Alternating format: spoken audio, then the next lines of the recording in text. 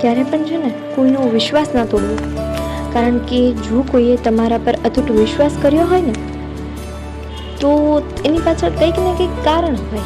વિશ્વાસ એક એવી નાવ છે જ્યાં કેટલાક સંબંધોની નાવ તરી જાય છે તો કેટલીક શંકાને કારણે ડૂબી પણ જાય છે.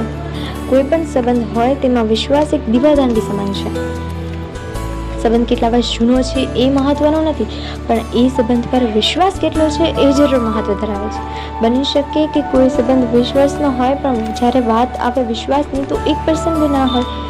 તો સંબંધ કોઈ પણ હોય, જ્યારે વાત વિશ્વાસની હોય ને સાહેબ, તો એક વાત જરૂર મગજમાં રાખવી કે વિશ્વાસ દરેક પર નથી થતો.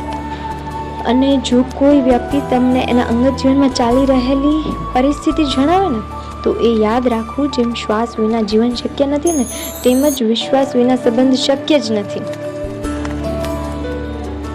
તો કોઈના માટે સહારો ના બની શકો અને તેની પરિસ્થિતિ ના સમજી શકો ને તો પ્લીઝ તેને કમજોર સમજવાની ભૂલ પણ ના કરતા. જે વ્યક્તિ તમારા પર વિશ્વાસ કરીને વગર વિચારીને જે વાત કરતી, હવે તેને એક શબ્દ કહેતા પહેલા પણ શું વાર વિચાર આવશે. એન્ડ કોંગ્રેચ્યુલેશન્સ, તમે એક એવી વ્યક્તિ ગુમાવી છે જેને ખરેખર તમારા પર પોતાના શ્વાસથી પણ વધુ વિશ્વાસ હતો યાર. બસ સંબંધ નિભાવો તો વિશ્વાસની દિવાલ ચણવાનું ના ભૂલતા, બાકી વિશ્વાસ રૂપી ઇમારત ક્યારે પડી ભાંગશે ને ખબર પણ નહીં રહે. અને એકવાર જે વ્યક્તિનો વિશ્વાસ તોડો છો ને સાહેબ, તો તેણે તમારા પર કરેલા વિશ્વાસ પર પ્રશ્ન ઊભો થાય છે. અને હવે એ વ્યક્તિ એ રીતે બદલાઈ જશે ને કે જો કદાચ તમે સામે આવીને પણ એમ કહો ને અરે હું છું, તો પણ એમ જ કહેશે જી કોણ, ઓળખાણ ના પડી.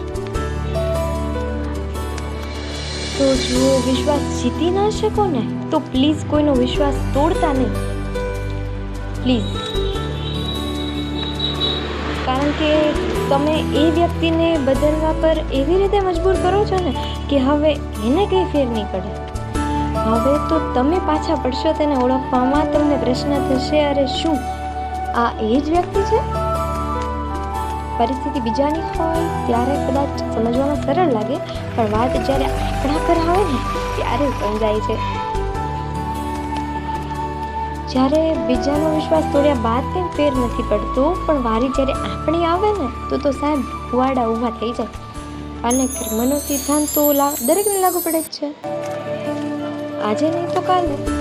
પણ એ સમય, એ પરિસ્થિતિ એકવાર તો જરૂર દસ્તક દે જ છે. એ સમજાવવા કે એ વ્યક્તિ પર શું વીતી હશે ત્યારે આપણને સમજાય કે શ્વાસ છૂટી જવાથી જેટલી તકલીફ થાય છે ને તેનાથી વધુ તો વિશ્વાસ તૂટી જવાથી તકલીફ થાય છે. તો એન્ડમાં બસ એક રિક્વેસ્ટ કરીશ આપ સૌને, જો કોઈ તમારા પર વિશ્વાસ કરે છે, જો જીતી નહીં શકો ને તો ચાલશે, પણ તોડવાની ભૂલથી પણ ના કરતા please. Thanks for watching. Jai Shri Krishna, and do remember that never break someone's trust.